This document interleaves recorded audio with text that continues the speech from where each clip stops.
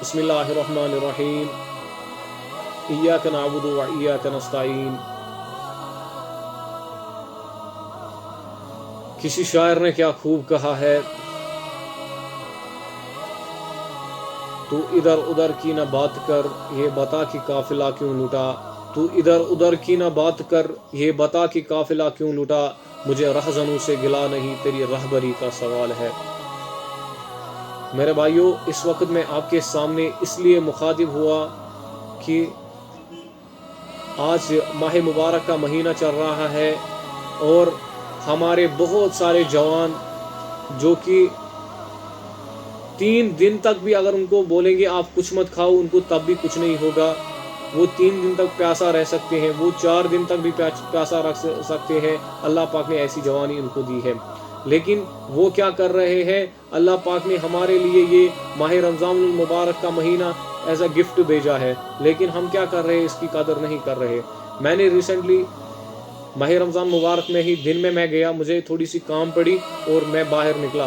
میں نے دیکھا ایک طرف سے مسجد میں لوگ نماز کے لیے جا رہے تھے، تو دوسری طرف میں گیا، میں وہاں سے نکلا تو میں نے اچانک سے دیکھا، میں وہاں سے ڈیلی بیسس پہ نہیں لیکن بیچ میں سے کبھی کبھی میں جاتا تھا، لیکن میں اس دن جب وہاں سے گیا، وہاں ایک ہوٹل ہے، وہاں چائے والا بیٹھتا ہے۔ میں نے جب وہ ترپال ایسے اٹھائی، میں نے دیکھا وہاں پہ لوگ ایسے دن دہاڑے وہ چائے پی رہے تھے، تو مجھے اندر سے جو کیفیت ہوئی ہے آپ نہیں سمجھ سکتے ہو کہ میرے اندر کیا گزرا اس ٹائم۔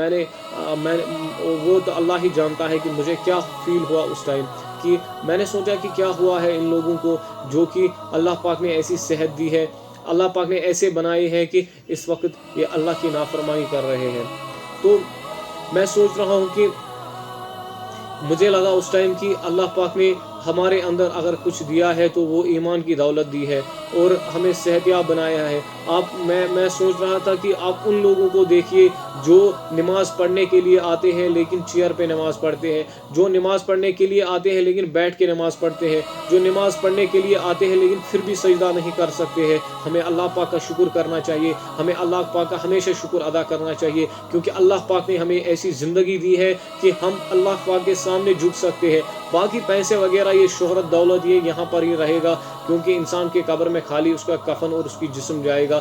باقی اللہ پاک پھر ان کو سوال پوچھے گا آپ نے دنیا میں کیا کیا ہے، کیونکہ قرآن کا فرمان ہے کہ دنیا کے لیے اللہ پاک نے فرمایا ہے وَمَا الْحَيَاةُ الدُّنْيَا إِلَّا مَتَاعُ الْغُرُورِ، یہ دنیا کی زندگی کیا ہے؟ دھوکے کے سوا کچھ بھی نہیں ہے۔ اللہ پاک ہمیں خود اس ٹائم جب اللہ پاک ہمیں روبرو ہوں گے اور پوچھیں گے آپ نے کیا کیا دنیا میں، تو ہم کیا کہیں گے؟ میرے بھائیوں، ہمیں اس ٹائم کا منظر یاد کرنا چاہیے، کیونکہ رسول اللہ صلی اللہ علیہ وسلم کی آپ طرف دیکھیے، رسول اللہ صلی اللہ علیہ وسلم نے ہمارے لیے کتنے مصیبت اٹھائے۔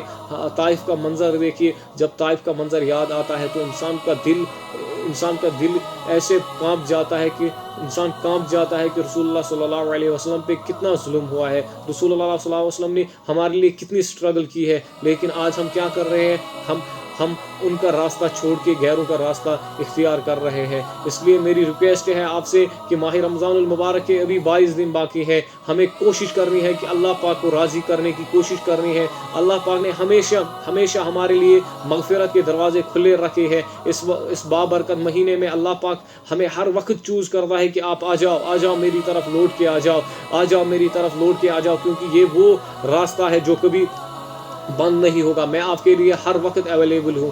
اگر ہم جائیں گے کسی دربار میں، اگر ہمیں کسی آفس میں جانا ہوگا، وہاں وہ آفس کبھی بھی بند ہو سکتا ہے۔ اگر ہمیں سکول میں جانا ہوگا، 10 بجے سے 4 بجے تک سکول کھلا رہتا ہے، اس کے بعد اگر ہمیں وہاں پر کوئی کام پڑے گی تو وہ بند ہوگا۔ اگر ہمیں کسی بھی آفس میں جانا ہوگا، کسی بھی ڈپارٹمنٹ میں جانا ہوگا، ان کا ایک لمیٹڈ ٹائم ہوتا ہے، اور وہ لمیٹڈ ٹائم میں اپنی ڈیوٹی دے کر انجام دے کر وہاں پر ہم اور کام نہیں کر سکتے۔ اگر انہیں 5 بجے کلوزنگ رکھی ہے، ہم 5 بجے کے بعد ان کے پاس نہیں جا سکتے ہیں، وہاں پر کوئی بھی سائن نہیں ہوگا، کوئی بھی کام نہیں ہوگا۔